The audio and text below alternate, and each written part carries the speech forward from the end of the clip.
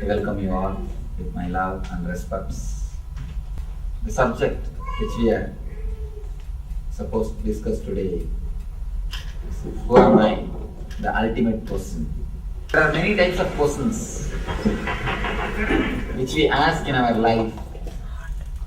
Some questions out of innocence, without knowing but wanted to know. Some questions out of knowledge. We know, we just want to verify whether the other person knows or not.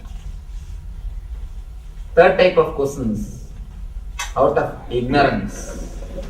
You don't even know what you want because you feel deeply dissatisfied. You just ask. First level questions out of innocence. The questions which child asks, which kids ask you, out of innocence. They do not know anything. They just want to know. That's the first level question. Just simple, pure innocence. Second level, out of knowledge. You know, but you just want to know whether the other person knows or not. Just to express your knowledge, you ask the second type of question.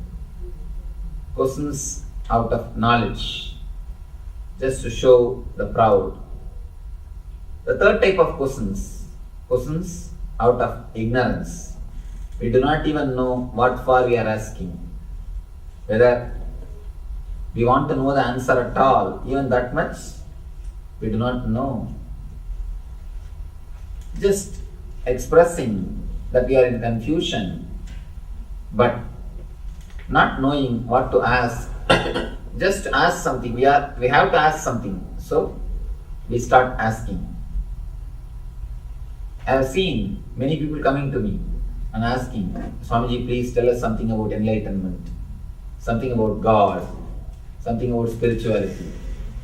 Instead of answering them, I used to talk some other subject. I used to talk something else. Just asking that, how are you? How is your kids? And how is your family? And all those things. Slowly they will answer me, they will talk with me. After that, they will be with me for more than 1 hour, but they will forget the question which they asked me. They will never even talk again about the God or about the enlightenment. It means the questions which are not deep, the questions which are not really their own, just the casual questions. Casual questions naturally disappear. There are a lot of questions in us. We do not even know whether we want to know the answer or not. Just for the sake of asking, we ask. There are so many types of questions.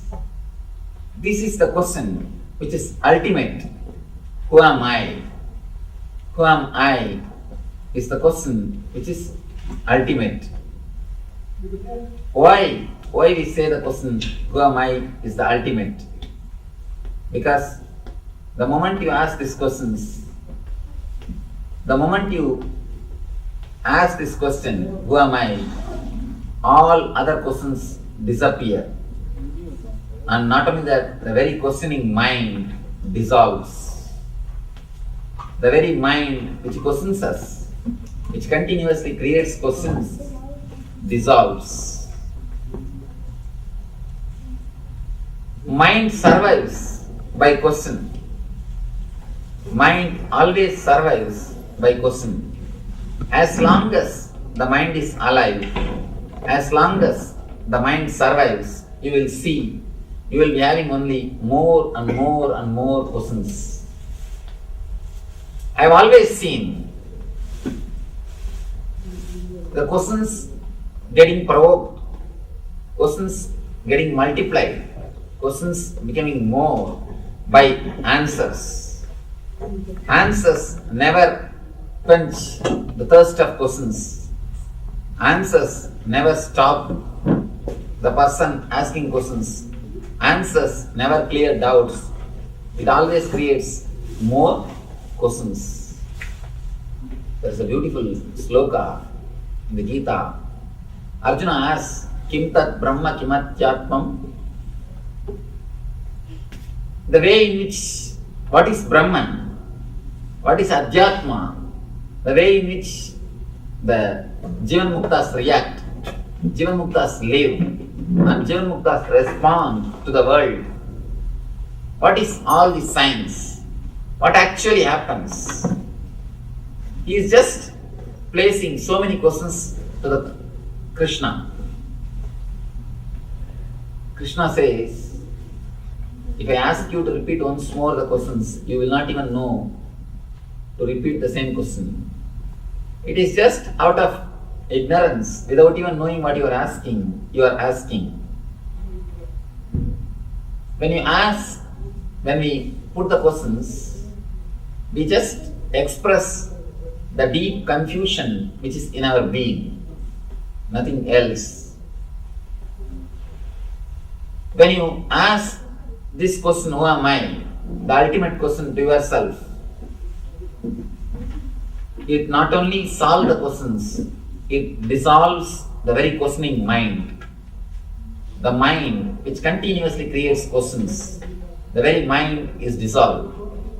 We always ask, who is this, who is this, who is this? But we forget to know, who am I? As long as you know that all your questions are not going to solve, are not going to help, you will see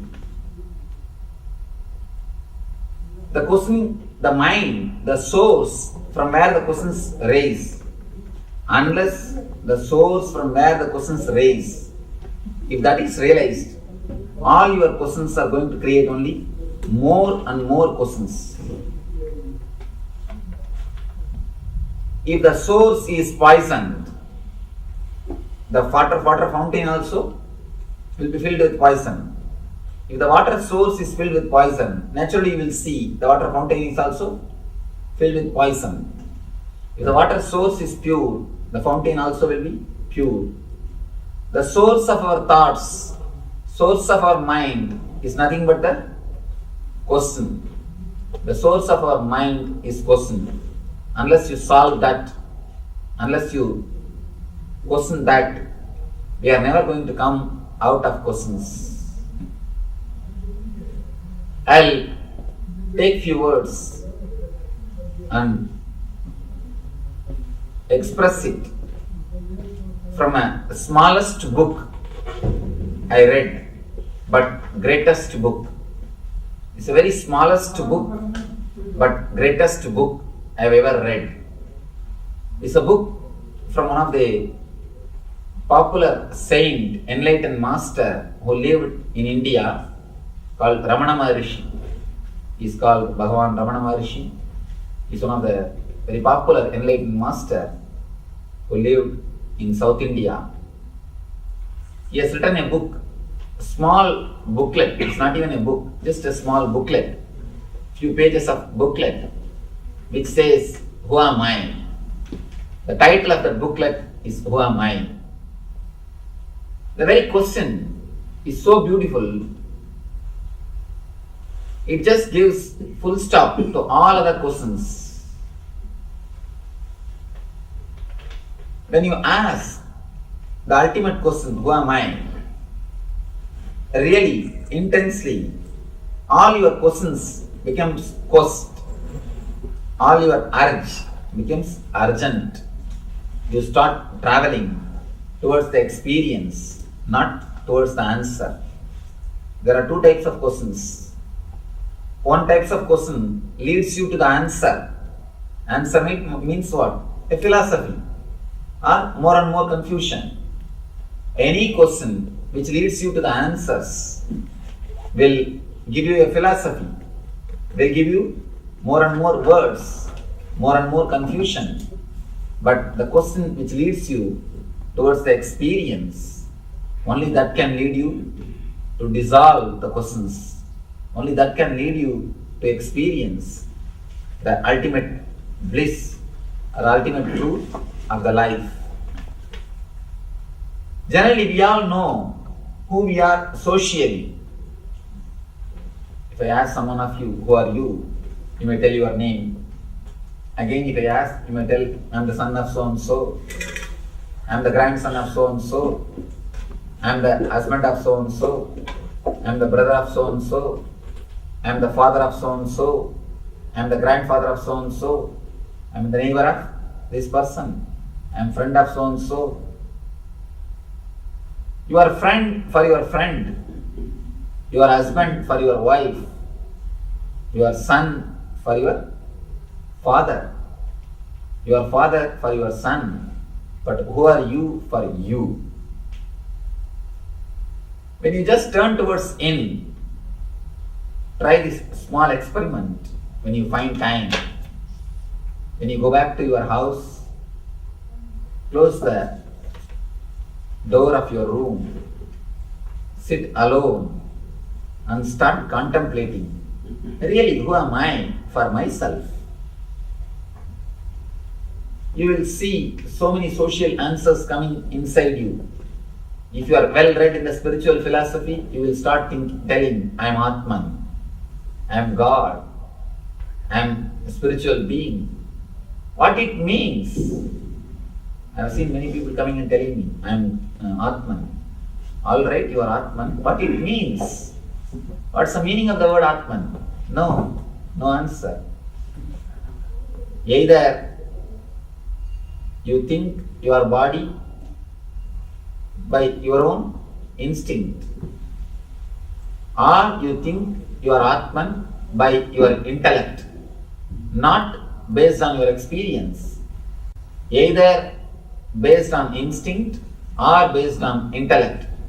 When it is based on instinct, you say I am a body, I am this body. When it is based on your intellect, you say I am Atman. Again, the idea I am Atman is only intellectual, not experiential stuff. Whenever you question, you ask, who am I for myself? Either you will have a deep feeling that you are losing your base, because your whole life is built on the pseudo identities and the pseudo personalities.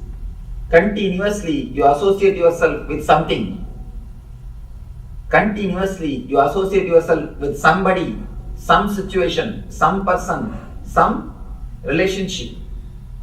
The moment you relax from the relationship of father, you identify with the mother, you identify with the son, you identify with the husband.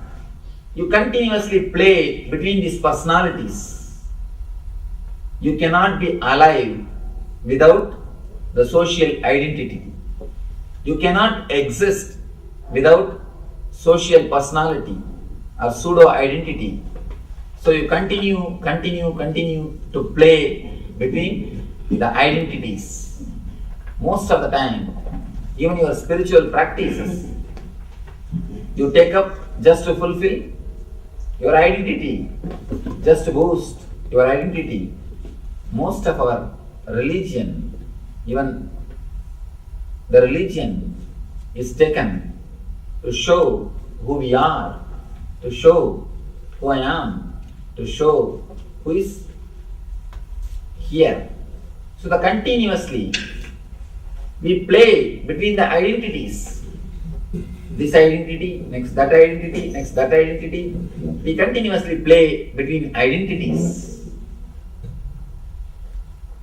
You can see in your own life, one moment when you turn your face towards the boss, you are obedient, humble servant. You behave in a totally different way. Your body language is polite. Your verbal language is humble. You are very silent. You are obedient. Next second, next kshana, when you turn your face towards your servant or your subordinate, your whole tune changes. Your whole language changes. Your whole identity changes. Your whole body language changes. You behave totally in a different way. Totally different mask. This side you play one identity. The other side you play other kind of identity. You are just playing between identities. You just live with the pseudo identities. We continue to play our life between the pseudo identities. If you deeply look into your life is nothing but a bridge between two unknown points. First point is birth. You do not know the secret of birth. Why? First of all, you are born. Anything is under your control or any reason for what? Your birth has happened. No idea. You have no clarity. So the first beginning of your life, birth, is unknown.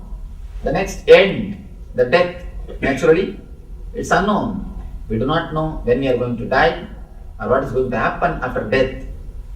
Neither birth nor death is known. Our life is a big bridge between two unknown points. Where you start, where you end, you do not know, but travel happens. Why? Why the whole life happens between two unknown points? Because you play with pseudo identities. You continuously live with pseudo identities. You never question your being. You never ask yourself, who am I really for myself? Who am I for myself? If somebody asks who you are, you have enough of answers. But if you ask yourself, who am I? You have no answer. You have no answer. We continuously think. We try to move from one thought to the other thought, from one bridge to the other bridge, from one unknown from another unknown. But we never think, we never try to work towards knowing something solidly. Any question, anybody who asks Ramana Maharshi, any question, immediately will ask the questioner who is asking the question. He will just turn down. Ask yourself, who is asking this question? All the question ends. We all know about every other person, but we do not know about our own deep being because we do not know about ourselves. Many times you can see, you think you have a desire to acquire a new car, you start working for it, you intensely work, make money, save it, you get a car also, but suddenly you see there is no excitement in the car. Once it is there as your own, there is no excitement. It is there, that's all. For first few days, you sit in the car, you never get down, the whole day you are running around, you are sitting there, doing everything. But after a few days, you see, the excitement is lost. You feel you work too much for simple thing. So many incidences you can see in your life. Before achieving, even mustard seed looks like a mountain. Once you achieve it, even mountain looks like a mustard seed. Mind is such, it shows even a mustard seed as a mountain before achieving it. But once you achieve it, even mountain looks like a mustard seed. The persons, the relationships, the things, the comforts, everything before achieving looks like a mountain. Before achieving, you feel without that life will not move. Especially when you see the advertisement in the Sky Mall magazines. You feel your life will not move without those objects. You feel they are very important, basic necessity for your life.